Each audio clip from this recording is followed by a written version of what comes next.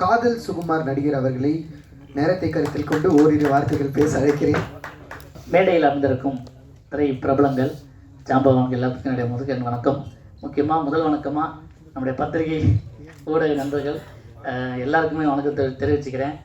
இப்போ ஃபோன் வச்சுக்கவங்கலாம் ஃபோனுக்கு மட்டும் ஓனர் கிடையாது, ஒரு சேனலுக்கு ஓனரு. அதனால் ஃபோன் வச்சுக்கணும் வணக்கத்தை சொல்லிக்கிறேன். ஏன்னா அவங்க மூலமாக தான் நிறைய தகவல் போய் மக்களை சேருது அப்படின்னு சொல்லலாம். ஸோ டேரக்டர் கேட்டுக்கிட்ட மாதிரி நீங்கள் நினச்சிங்கன்னா இந்த மாதிரி படங்களுக்கு பெரிய வரவேற்பு கிடைக்கும் அப்படின்னு திருப்பி சொன்னாங்க. ரொம்ப மகிழ்ச்சியாக இருக்குது. சில விஷயங்கள் வந்து எப்போ நடக்கணும்னோ அது கரெக்டாக நடந்துடும்.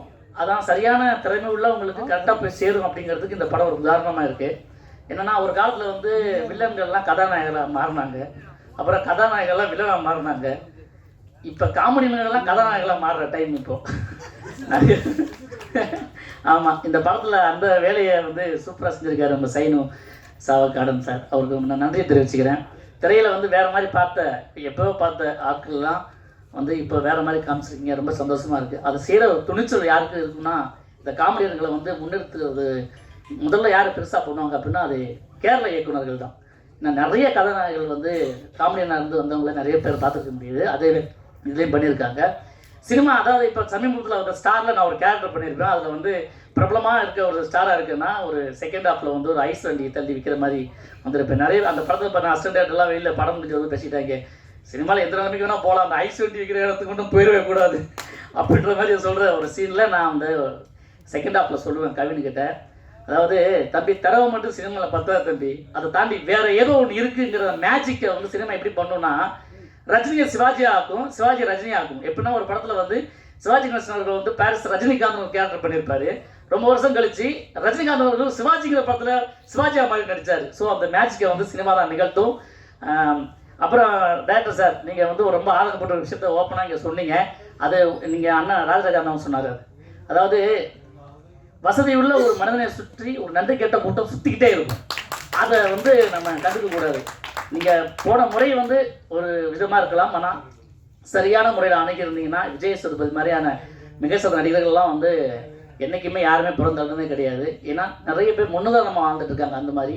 ஸோ அதுதான் ஒன்று. மற்றபடி இது வந்து இசை வெளியீட்டு விழாத்து ட்ரெய்லரு அசத்திருக்காங்க. உண்மையிலேயே சின்ன படம்னு சொல்லவே மாட்டாங்க யார் இதை பார்த்தா. ஏன்னா அந்த அளவுக்கு மேக்கிங்கில் பிரமாதமாக பின்னிருக்காங்க. ஏதோ ஒன்று இருக்குது, சஸ்பென்ஸ் த்ரில்லரை தாண்டி ஏதோ கதை சொல்கிறது, சினிமாக்குள்ளே வர்றது, அப்படி இப்படி நிறைய விஷயங்கள் இதில் இருக்குது. அதாவது நிறைய படத்தை ஒன்றா கட் பண்ணி எடிட் பண்ணி பார்த்த மாதிரியான விஷயத்த பண்ணியிருக்காங்க அந்த ஸ்கிரிப்டில். இசை உண்மையிலே சூப்பர். ஒரு நாள் கண்ணுக்கு, அதாவது கண்ணு குளிர்ச்சியாகவும் காதுக்கு இனிமையாக இருந்தது. அப்புறம் என் நண்பன் விசித்திரனை பற்றி சொல்லியே ஆகணும். ரொம்ப நாள் கழிச்சு சுப்பிரமணிய படத்துக்கு பிறகு ஒரு ஒரு பெரிய ஒரு டிரான்ஸ்ஃபார்மேஷன், ரொம்ப பிரமாதமாக நடிச்சிருந்தார். அப்புறம் விஜய் கௌரிஷ் ரொம்ப வளர்ந்து வரக்கூடிய நல்ல ஒரு பிரமாதமான ஒரு நடிகர். இப்போது எம்எல்ஏ வந்திருக்காரு. அதே மாதிரி எனக்கும் ஒரு அவசரமான ஒரு வேலை ஒன்று வந்துருச்சு. நான் ஒரு நிகழ்ச்சிக்காக என்னுடைய கோயம்புத்தூர் கிளம்பணும். நேரம் கருதி இடையில போகிறதுக்காக மன்னிப்பு கேட்டுக்கிறேன்.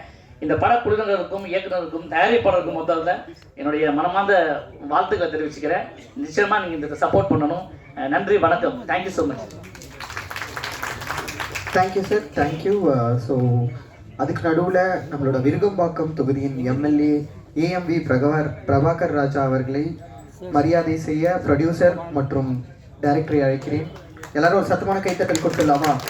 ஃபார் ஃபெலிசிட்டேட்டிங் எம்எல்ஏ ஏஎம்வி பிரபாகர் ராஜா.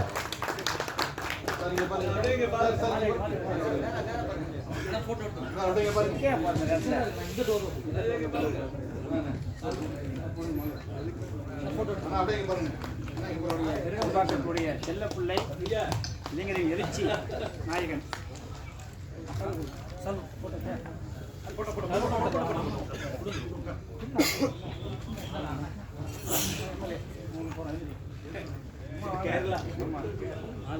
கேரளாவிலேருந்து வந்து தமிழ் தெரியாமல் தமிழ் தெரியாது, தமிழ் தெரியாது, பாதி பேர் தமிழ் தெரியாது. 50 பேர் வந்து நம்ம தமிழ் வந்து பழம் பெரிய பெருமை இல்லையா? அப்படியே பாரு.